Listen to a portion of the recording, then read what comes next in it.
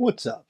In this video, we're moving on to scratching and transitioning with beat 4, and we'll end the phrases with a 16th note, the of beat 3, and drop on beat 4.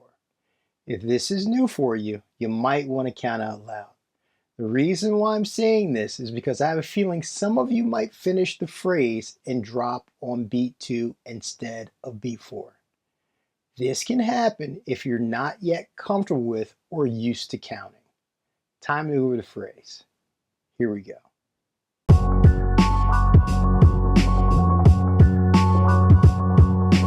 1, 2, 1, 2, 3, 4.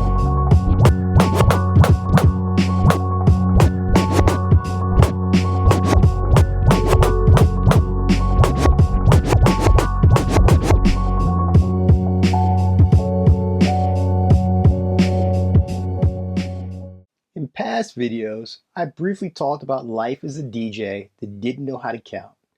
It was extremely stressful because I was always going off a feeling or I was just listening, reacting. Beat 2 and beat 4 were markers for me, and I relied on them. However, if I wasn't focused, I'd sometimes mistake beat 4 for beat 2. Luckily, I've never done it in public, but I've done it at the crib a million times. Since I'm being honest, I might as well let you know I've done it with beats 1 and 3 too. If you've also done it, let us know in the comments section. All right, let's move on to the transition. Here we go.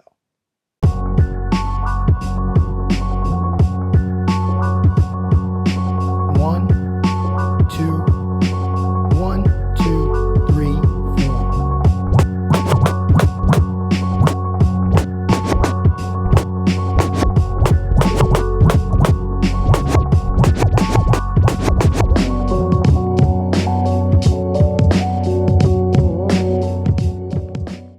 I think you should know ahead of time that we're not trying to drive anybody crazy.